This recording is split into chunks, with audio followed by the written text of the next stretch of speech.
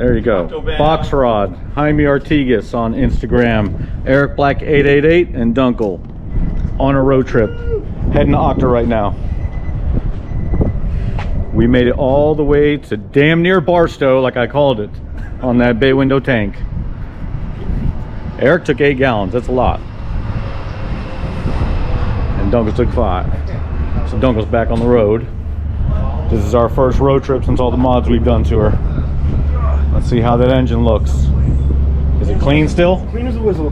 Look at that. It's almost like we know what we're doing, huh? Yeah. Almost. Yeah. Look at this freak. He shaved his face. What the hell happened there, bro? I was talking about this freak. I was talking about that freak. 5 times the charm on this motor. Follow this one on Instagram. Pixie Pilot.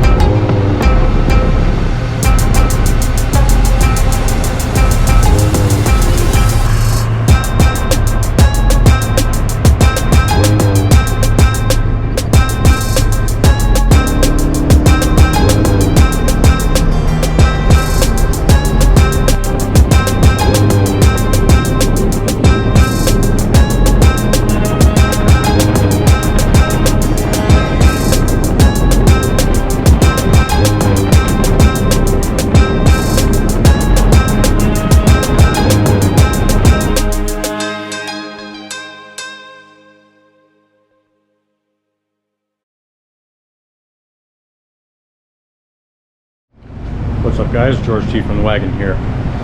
This week we're diving into what it takes to get a show quality finish on a vehicle. The amount of work and preparation that needs to be done to get something to the point where you're going to put paint on it and it's going to look good. Now I've got big kids blocks, Dura blocks, homemade blocks out of wood and everything, and you're going to be using almost everything you have when it comes to a bus. You got flat spaces, but they're also curved. You've got big giant flat spaces. It has a very slight curve to it, so your flat blocks will do well, and these are long ones. You know, but when you get into areas like this, because it's a corner, you're going to be using your smaller blocks. This one goes stiff, and you'll use it in this kind of direction. You have, see, we have ones like this where they're a little more pliable, so I can take this one here and actually shape it to that radius, and you'll be able to sand that corner fairly easily with this. And then we got an even softer one, this one. You can see this is like just basically like sponge. So when it comes to the final detail, so I'm not cutting areas I don't need to, then I can lightly put this over it. And just with anything when it comes to block sanding, it is a light touch. You're not putting your weight into it as you're sanding, you're letting the sandpaper skim over and cut, because it's going to cut all your highs down. So all my light spots are my highs, and all that darkness you see are the lows. Basically, you're seeing the texture of the paint there.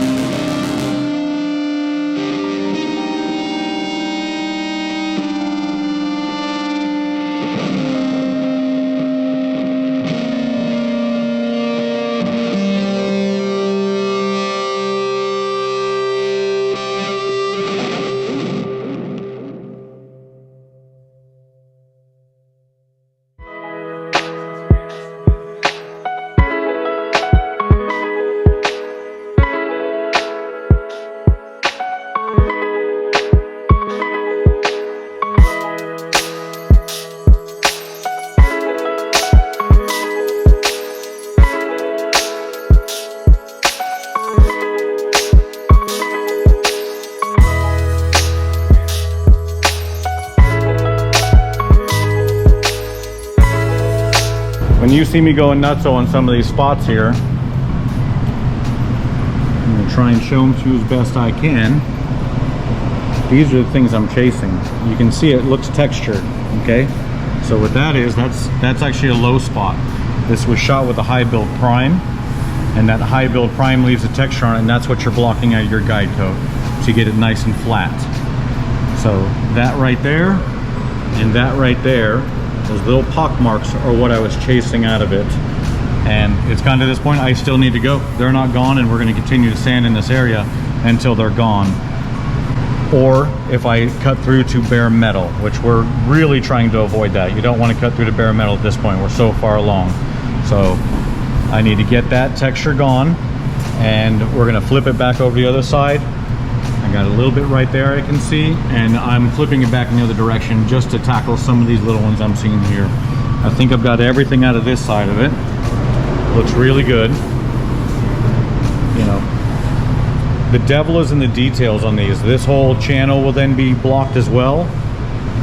But when you're done with it, the way it looks compared to if I leave this grainy texture in there, you'd feel it in your hands when you rub the paint, and you want it to be super smooth.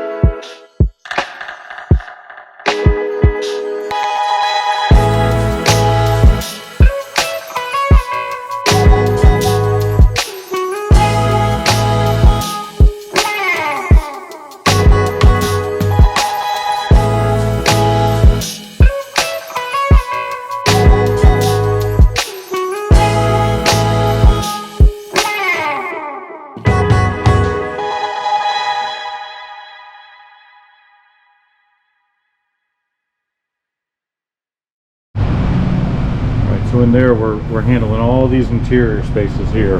This is going to get covered, but this lip will not get covered. So we want a smooth transition. All this has been sanded out really smooth and nice, because when that rag top's open, you will see that. This is actually going to always be covered. You should never see it, but we still finish it nicely. Just because you can't see it doesn't mean it shouldn't be finished well. So I still have that side to do right there, and I also have those window frames to do. We got everything worked out of this. You can actually see a little bit right there. I still need to get a little bit right there. All the rest of it I'm pretty sure I got out of it. Right there's a little spot I need to get out. And then this is going to get another coat because we cut through. So we're actually going to coat this one more time. When I do, most likely I'm going to tape all this off, because there's no need to get that again. It doesn't need to be high build and blocked. It's already high build and blocked. So we'll tape that off, and then when we actually do our sealer coat, we'll cover all surfaces in one shot. So I got a little bit here on there to dig out, a little bit of flecking throughout that center section, so I'm probably going to take this a little bit lower.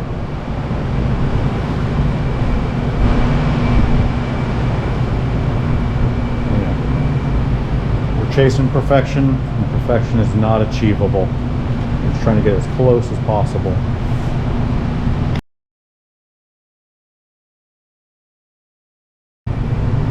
We changed both corners on it, short panel, long panel. Extensive repairs done to A pillars, B pillars, C pillars. This has a new bulkhead in it. It has new tubs. I mean, this thing is all new floor inside there. We actually removed this, and it was before BBT was offering it for sale. This was all removed in bodywork because this had such hard impact on the right corner there. So all this has been removed from the vehicle, straightened, and then reapplied to the vehicle. Floor sections are new, wheel tubs are new, long panels new inner window frames. So this thing has, like I said, it's pretty extensive how deep we went in on this one. But in the end, it'll all be worth it because it'll be better than new when we're done.